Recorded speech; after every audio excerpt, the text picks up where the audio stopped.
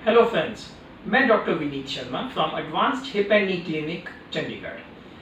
आज हमारा patient education series में टॉपिक है swelling of the ankle, foot and calf after knee replacement surgery. Knee replacement surgery के बाद सोजिश का आ जाना हमारी टांग में, टखने में और पैर में। एंकल और लेग की स्वेलिंग का नी रिप्लेसमेंट सर्जरी के बाद आ जाना एक बहुत ही कॉमन प्रॉब्लम है। पेशेंट्स स्वेलिंग को देखकर काफ़ी ज़्यादा घबरा जाते हैं और कई बार अपनी एक्सरसाइज करना और चलना फिरना भी बंद कर देते हैं। ये बहुत ही फ्रस्ट्रेटिंग प्रॉब्लम होती है पेशेंट्स के लिए, क्योंकि उनको समझ में नहीं आता कि इसके लिए वो क्या करें। कुछ लोग उनको सलाह देते हैं कि वो कंप्लीट बेड रेस्ट पे चले जाएं, चलना फिरना कम कर दें, क्योंकि चलने से स्वेलिंग बढ़ जाती है। बल्कि कुछ लोगों का ये मानना होता है कि आपको चलना फिरना कंटिन्यू रखना चाहिए और स्वेलिंग को इग्नोर कर देना चाहिए। इसी विषय पे आज हम थोड़ा डिटेल में बात करेंगे। नी रिप्लेसमेंट सर्जरी के बाद कुछ लोगों के बहुत ज़्यादा स्वेलिंग आ जाती है और कुछ लोगों के बिल्कुल भी स्वेलिंग नहीं आती। कुछ लोग प्रीडिस्पोज्ड होते हैं ज़्यादा स्वेलिंग के लिए, जैसे कि वो पेशेंट्स जिनको प्री एग्जिस्टिंग किडनी, लीवर या हार्ट की दिक्कत हो। कई बार आपको कोई भी कोई एग्जिस्टिंग मेडिकल प्रॉब्लम नहीं होती, लेकिन उसके बावजूद आपकी स्वेलिंग आ जाती है। यूजुअली ये जो स्वेलिंग है सर्जरी से 2 से 5 दिन के बाद शुरू हो जाती है। ज़्यादातर पेशेंट्स में जब वो सुबह सोकर उठते हैं तो ये स्वेलिंग नहीं होती, लेकिन शाम तक जब वो थोड़ा ज़्यादा चल फिर लेते हैं ये स्वेलिंग बढ़ जाती है।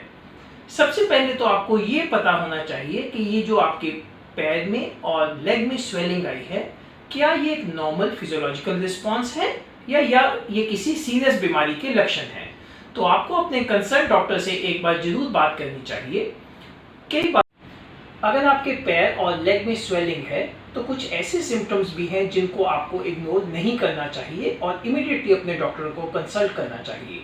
अगर आपको फीवर आ रहा है, अगर आपकी स्किन का कलर लाल हो जाए, या अगर हाथ लगाने में आपको स्किन का टेम्परेचर नॉर्मल स्किन से ज़्यादा लगे, अगर जो स्वेलिंग है वो आपके नी से ऊपर थाई में या पेट में चली जाए, या अगर आपको सांस लेने में दिक्कत आने लगे, तो ये सब किसी सीरियस अंडरलाइन प्रॉब्लम के लक्षण हो सकते हैं और आपको इमीडिएटली अपने डॉक्टर को कंसल्ट करना चाहिए। ये स्वेलिंग किसी और बीमारी की वजह से हो सकती है, जैसे कि डीप वेन थ्रोम्बोसिस या घुटने में इन्फेक्शन का हो जाना।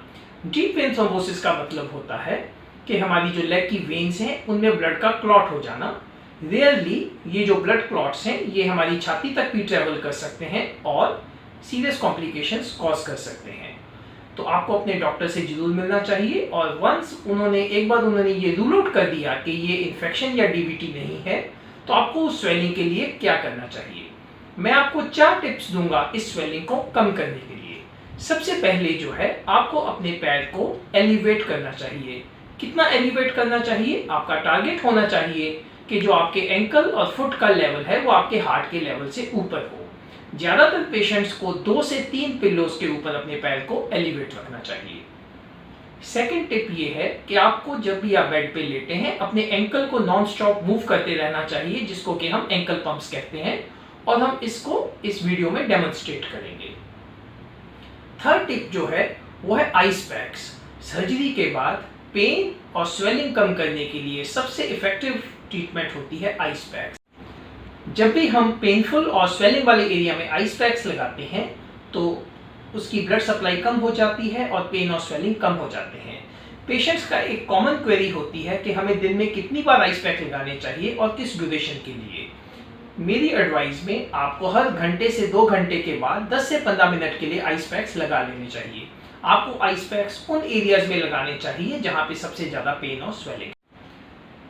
और लास्ट और फोर्थ नंबर पर जो कि सबसे ज़्यादा कंफ्यूजिंग है पेशेंट्स के लिए, वो ये है कि क्या आपको रेस्ट करना चाहिए या आपको चलना चाहिए। जो हमारी सलाह है, आपको स्वेलिंग के लिए अपना चलना फिरना और एक्सरसाइज कभी भी बंद नहीं करनी चाहिए। आपको अपनी एक्टिविटीज़ जैसे कि चलना और नी की एक्सरसाइज कंटिन्यू रखना चाहिए। आप ये याद रखें कि जितना ज़्यादा आप चलेंगे, अपनी बॉडी को मूव करेंगे, उतनी ही आपकी ब्लड सर्कुलेशन ज़्यादा बेटर होगी और उतनी जल्दी ही आपकी स्वेलिंग कम हो जाएगी। कभी भी आपको स्वेलिंग को देख के परेशान होकर कंप्लीट बेड रेस्ट पे नहीं जाना चाहिए, इससे आपकी स्वेलिंग दूर नहीं होने वाली।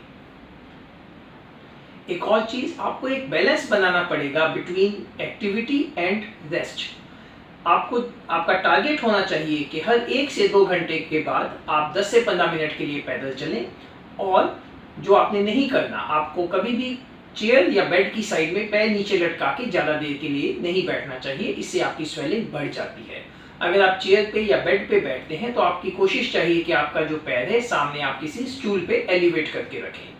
चलने के बाद जब आप बेड में एक्सरसाइज कर रहे हैं तो आपको पैर के नीचे 2 से 3 तकिए रखने चाहिए और आइस पैक्स लगाने चाहिए। अगर इन सिंपल रेमेडीज के बाद भी आपकी स्वेलिंग परसिस्ट करती है तो आपको ब्लड और यूरिन के टेस्ट करवाने चाहिए। इन टेस्ट में आपको सीबीसी करवाना चाहिए, ये देखने के लिए कि कहीं आपका हीमोग्लोबिन कम तो नहीं है। आपको अपना लीवर फंक्शन टेस्ट करवाना चाहिए ताकि आप अपने ब्लड में सीरम टोटल प्रोटीन और एल्ब्यूमिन चेक कर सकें। आपको अपना किडनी फंक्शन टेस्ट या करवाना चाहिए, ये देखने के लिए कि कहीं आपका यूरिया और क्रिएटिनिन तो नहीं बढ़ गया। और आपको अपना यूरिन का रूटीन एग्जामिनेशन करवाना चाहिए, ये चेक करने के लिए कि कहीं आपके यूरिन में इन्फेक्शन तो नहीं। नी रिप्लेसमेंट सर्जरी के बाद एंकल और काफ की स्वेलिंग आना बहुत ही कॉमन प्रॉब्लम है। मोस्ट ऑफ द टाइम्स ये जो स्वेलिंग है ये अपने आप 3 से 6 महीने में चली जाती है। इसको कम करने के लिए या इसको जल्दी ठीक करने के लिए आपको जो मैंने 4 टिप्स दी हैं, जो कि है कि एलिवेटेड रखना, आइस पैक्स लगाना, एंकल की मूवमेंट करना और चलना फिरना कंटिन्यू रखना, ये आपको कंटिन्यू रखना चाहिए। अगर इन सब के बावजूद आपकी स्वेलिंग बढ़ जाती है या आपकी स्वेलिंग नी जॉइंट से ऊपर थाई में आ जाती है तो आपको इमीडिएटली अपने कंसर्न डॉक्टर से कंसल्ट करना चाहिए।